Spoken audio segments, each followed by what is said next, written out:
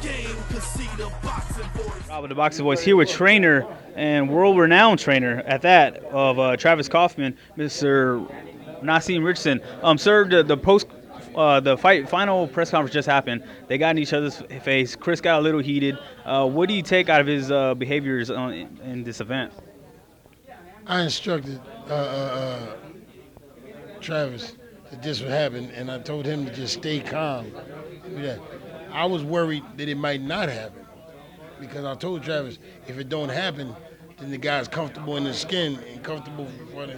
But I said, but I think he's a little worried about you, and if he does, that's probably going to transcend into the press conference. You'll see his personality show if he's a little worried. He showed what he showed. I mean, so I just wanted to make sure Travis conducted himself in a manner to let him know I'm cool all the way through this, man. There ain't nothing in this just rattling me a little bit. Well, one thing I did ask Travis does he think it was that he's a little nervous or that he's trying to get in his head so he gets out of his game plan in the ring on fight night? They know each other. They know each other to a degree. I told Travis leave all that at the door because none of that matters. It don't matter what they do Saturday night. I mean, but I thought Arreola being the professional, the more experienced at this level, I thought he would stay a little cool. See, when your young boy get out of line and challenge you don't hoot and holler. You lay back. You know what you're doing. You got a bigger brother, older cousin. You talking about, yeah, you come out here, I'm going to do this, I'm going to do that. Your older cousin just sit up on the porch and look at you. When it's time, step off that porch and spank you behind. You don't start hooting and hollering. What's that for? What, I don't look afraid enough for you? I don't look scared, Chris? So maybe that. Who knows? You have to ask Chris, maybe. Why you out of pocket? You say you're going to beat his ass Saturday. Why you want to push him today? What's the purpose of it? I'm going to beat his ass. If I really want to beat his ass, I'll just sit there quiet. Don't even let him know. I'd have got up there and told him. Now, I don't know what to expect from Travis Kauffman. He's a monster.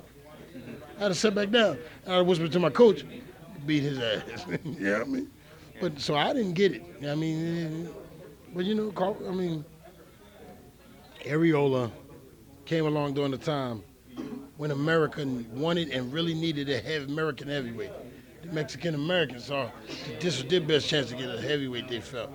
So Arreola, no fault of his own, he got caught up into other people's dreams. America wanted somebody for Klitschko, the Mexican community wanted a heavyweight. He got caught up in everybody else's motivation. And they pushed him. Oh, you gonna be this, you gonna be that. And he wasn't ready for them Klitschko. He wasn't at that level. And to me, he hadn't shown nothing that made me think he was gonna beat Klitschko unless Klitschko just fell apart. He had nothing. Maybe he can catch him with a shot, but to me, his power wasn't even looking like that. You know what I mean? So we got a young boy in Philadelphia. You know what I mean? Named Amir Mansour. He fought the boy Cassie. Now Cassie got one punch, so you ain't got nothing to worry about coming in. And Arreola hit him with everything in the brook. Young boy from Philadelphia, Amir Mansour. Mansour hit that joker, man, and set him down for the weekend. They was picking him up for they picked him up just in time to fight the Arreola fight.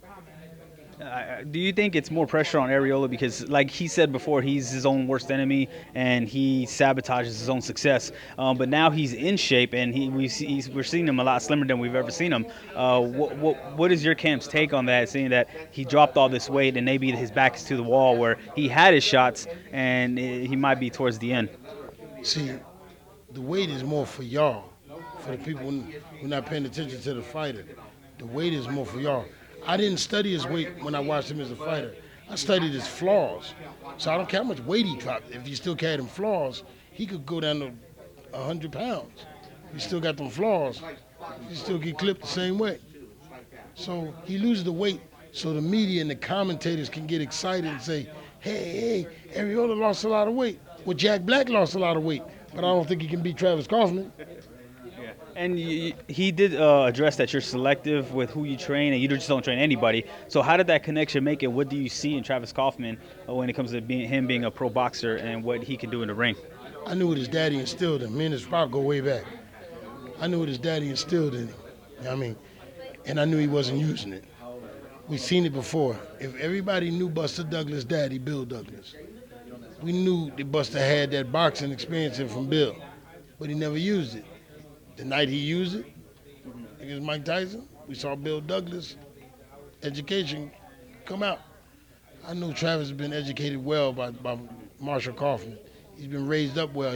He's a coach's kid, a very good coach's kid. These guys have a tendency to have knowledge that they haven't even tapped. And in camp, my job is to try to bring that out. Moving on, moving on.